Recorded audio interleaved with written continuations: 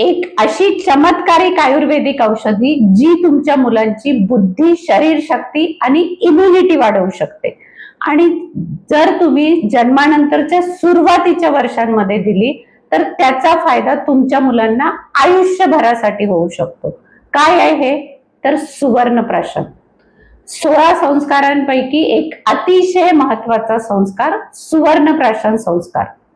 आचार्य वाग्भट म्हणतात, सुवर्णप्राशनम मेधाग्नी बलवर्धनम आयुष्यम। म्हणजेच काय? तर सुवर्णप्राशन बुद्धी, पचनशक्ती, ताकद व आयुष्य वाढवतो। चला तर मग आज आपण समजून घेऊया सुवर्णप्राशन म्हणजे नेमकं काय, ते कोणत्या वयामध्ये दिलं पाहिजे, कसं दिलं पाहिजे, कोणाला द्यायचंच नाही आणि खरोखर ते मुलांना निरोगी आणि बुद्धिमान बनवतं का, त्याच्यावर काही सायंटिफिक रिसर्च झालाय का, हे सगळं आपण आज या व्हिडिओमध्ये जाणून घेऊया। नमस्कार, मी आहे डॉक्टर संध्या साळवे, आयुर्वेद, गर्भसंस्कार आणि मानसोपचार तज्ञ। आयुर्वेद तज्ञ म्हणून गेल्या 30 वर्षांच्या माझ्या प्रॅक्टिस मधले अनुभव आणि आयुर्वेदाचा अभ्यास यातून मिळालेलं ज्ञान तुमच्यापर्यंत पोहोचावे हाच या व्हिडिओचा उद्देश। प्राचीन भारतीय परंपरेमध्ये सुवर्ण हे फक्त अलंकारासाठी नाही तर आरोग्यासाठीही महत्वपूर्णरित्या वापरलं जायचं। वैदिक काळापासून सुवर्णाचा उल्लेख हिरण्य या नावाने अनेक धार्मिक आणि वैद्यकीय ग्रंथांमध्ये आढळतो।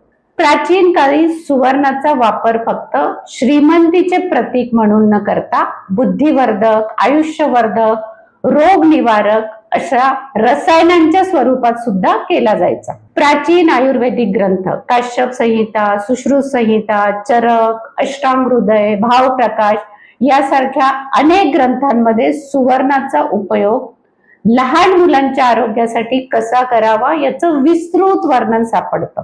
आणि याच परंपरेतून उद्भवलेली सुवर्णप्राशन ही चिकित्सा प्रणाली बालकाच्या शारीरिक, मानसिक आणि बौद्धिक विकासासाठी खूपच प्रभावी आहे। आयुर्वेदानुसार जन्मतःच बाळाचं शरीर आणि मन हे अत्यंत संस्कारक्षम असतं।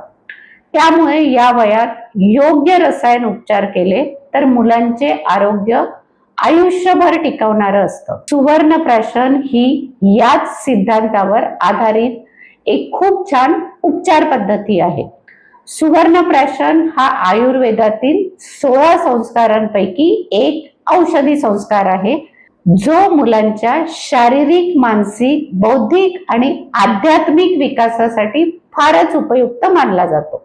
सुवर्णप्राशनामधील सुवर्ण हा मुख्य घटक, त्याबरोबरच ब्राह्मी, मंडूकपर्णी, वेखंड, शंखपुष्पी, ज्येष्ठमध, त्रिफळा यासारखी काही बुद्धिवर्धक रसायन औषधी वापरली जातात। शिवाय पंचगव्य किंवा महातिक्त घृत आणि मध हे योगवाही म्हणजेच काय तर औषधी गुणधर्म वाढवणारं माध्यम म्हणून यामध्ये वापरलं जातं। हे संपूर्ण एका पारंपरिक रसायनशास्त्रानुसार सिद्ध केलं जातं। अशा सुवर्णप्राशनासाठी वापरण्यात येणारं जे औषध आहे ते उत्तम प्रतीचं असावं। अशा पारंपरिक सुवर्णप्राशनासाठी वापरण्यात येणारी औषधी द्रव्ये ही उत्तम प्रतीची असावीत आणि हे शास्त्रोक्त पद्धतीने तयार केलेलं असावं। यामध्ये वापरण्यात येणारं सुवर्णप्राशन हे स्पेसिफिक प्युरिफिकेशन प्रोसेस, ज्याला जारण मारण असं म्हटलं जातं, त्या प्रोसेसनी शुद्ध केलं जातं आणि त्याला शरीर उपयोगी बनवलं जातं। हे शुद्ध स्वरूपातील सुवर्ण भस्म जे असतं त्याच्यामध्ये नॅनो पार्टिकल्स असतात जे शरीरामध्ये खूप सहजरित्या परिवर्तित होऊ शकतात। आधुनिक संशोधनानुसार या सुवर्ण भस्मात 28 ते 30 नॅनोमीटरच्या आकाराचे सुवर्ण कण असतात। असे जे कण आहेत ते शरीरामध्ये खूप व्यवस्थितरित्या आत्मसात केल्या जातात आणि शरीरातील इम्युनिटी सिस्टीमला ते खूप चांगल्या प्रकारे स्टिम्युलेशन देतात। आधुनिक क्लिनिकल रिसर्च नुसार 1.25 मिलीग्रॅम पर बॉडी वेट पर केजी बॉडी वेट हे एक प्रमाणित आणि सुरक्षित मात्रा मानली गेलेली आहे सुवर्ण भस्माची. सुवर्ण प्राशन देण्यासाठी सर्वश्रेष्ठ दिवस म्हणजे पुष्य नक्षत्र. आयुर्वेदानुसार या दिवशी औषधाचं शरीरातील ग्रहण सामर्थ्य वाढलेलं असतं. त्यामुळे पुष्य नक्षत्राला सुवर्ण प्राशन देणं खूपच प्रभावी ठरतं. पुष्य नक्षत्र दर महिन्यामध्ये एकदा येतं, त्यामुळे तुमच्या बाळाला तुम्ही हे सुवर्ण प्राशन दर महिन्याला देऊ शकता. काही विशेष प्रकरणांमध्ये आपण सुवर्ण प्राशनाचे डोस रेग्युलर बेसिसवर पण देत असतो, म्हणजे कंटिन्युअस सुवर्ण प्राशन दिलं जातं. जी मुलं प्री मॅच्युअर आहेत किंवा ज्यांचं वजन खूप कमी आहे, प्रतिकार शक्ती कमी आहे किंवा सतत आजारी पडतात आहे, ज्यांची ग्रोथ खूप स्लो आहे, अशा मुलांना कंटिन्युअसली सुवर्ण प्राशनाचे डोस आपण देऊ शकतो. गेल्या काही वर्षांमध्ये सुवर्ण प्राशनावर खूप संशोधन झालेलं आहे. अनेक आयुर्वेद कॉलेजेस, रिसर्च इन्स्टिट्यूट किंवा क्लिनिकल सेटअप्स मध्ये सुद्धा यावर आधारित अभ्यास करण्यात आलेला आहे. विशेषतः BHU म्हणजे बनारस हिंदू युनिव्हर्सिटी, गुजरात आयुर्वेद युनिव्हर्सिटी यासारख्या नामांकित इन्स्टिट्यूट्स मध्ये काही रिसर्च झाले आणि त्यामध्ये असं दिसून आलं की नियमित सुवर्ण प्राशन घेतलेल्या मुलांच्या मेंदूची कार्यक्षमता, मेमरी, फोकस या सगळ्यांमध्ये लक्षणीय वाढ दिसून येते. विशेषतः बुद्धीला चालना देणारे असं हे रसायन मानलं जातं. काही रिसर्च मध्ये हे प्रूव्ह झालं आहे की बालकांमध्ये होणारे सामान्य आजार, सर्दी, ताप, खोकला किंवा इन्फेक्शन सुवर्ण प्राशनाच्या नियमित सेवनाने खूप कमी होतात. आणि हजारो वर्षापूर्वीपासून ग्रंथांमध्ये सांगितलेल्या गोष्टी सुवर्ण प्राशन रिसर्च मधून प्रूव्ह झालेले आहेत. हे जे नॅनो साईज मधले सुवर्ण कण आहे हे शरीरामध्ये अगदी सहजपणे आत्मसात केल्या जातात. त्याचा शरीरावर खूप चांगला परिणाम होतो. रक्तातल्या RBC वर त्याचा परिणाम तपासला गेला. ब्लड टेस्ट मध्ये हे सुवर्ण भस्म पूर्णतः सुरक्षित असल्याचं सिद्ध झालेलं आहे. शिवाय पुष्य नक्षत्राला जर सुवर्ण प्राशन तुम्ही नियमितपणे बरेच महिने देत राहिला तर बालकांच्या आरोग्यामध्ये खूप सारे सकारात्मक बदल जाणवतात. माझ्या क्लिनिकमध्ये मी स्वतः बनवलेलं सुवर्ण प्राशन गेली अनेक वर्षे पुष्य नक्षत्राला बालकांना देत असते आणि त्याचे खूप छान रिझल्ट आम्हाला बघायला मिळतात. आयुर्वेदिक ग्रंथांमध्ये जन्मापासून 16 वर्षापर्यंत सुवर्ण प्राशन देण्यास सांगितलेले आहे, कारण ग्रंथामध्ये 16 वर्षापर्यंत बालवय सांगितलेलं आहे. पण माझ्यामध्ये आजच्या आधुनिक युगामध्ये मला असं वाटतं की सुरुवातीला 3 महिने बालकांना स्तनपानच फक्त द्यावं. 4थ्या महिन्यापासून पुष्य नक्षत्राच्या दिवशी सुवर्ण प्राशनाला सुरुवात करावी आणि बाळ एक 4 ते 5 वर्षाचं होईपर्यंत त्याला सुवर्ण प्राशन नियमितपणे द्यावं. शास्त्रोक्त पद्धतीने सुवर्ण प्राशनाचं विधी, प्रमाण हे आयुर्वेदिक वैद्यांच्या मार्गदर्शनाने तुम्ही देणं गरजेचं आहे, कारण वयानुसार सुवर्ण प्राशनाची मात्रा बदलणार आहे. शिवाय कुठल्या मंत्रोच्चाराने ते दिलं पाहिजे, कधी दिलं पाहिजे, हे सगळं समजून घेऊन तुम्हाला ते दिले तुम्ही तर त्याचे सखोल परिणाम तुम्हाला बघायला मिळतील. तर आधुनिक काळामध्ये 4थ्या महिन्यापासून ते 5 ते 6 वर्षापर्यंतच्या मुलांना सुवर्ण प्राशन देणे योग्य आहे.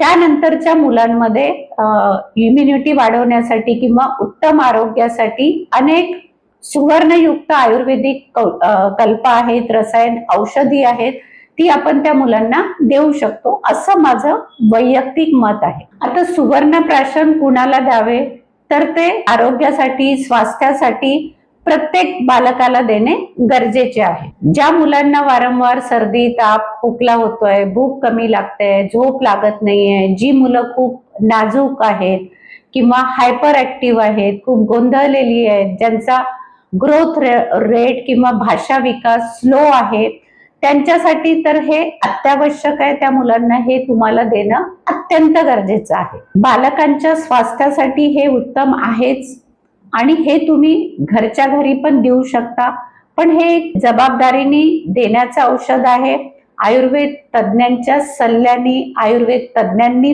प्रमाणित केलेलं, शास्त्रोक्त पद्धतीने बनवलेलं औषधच किंवा सुवर्णप्राशनच तुम्हाला द्यायचं आहे.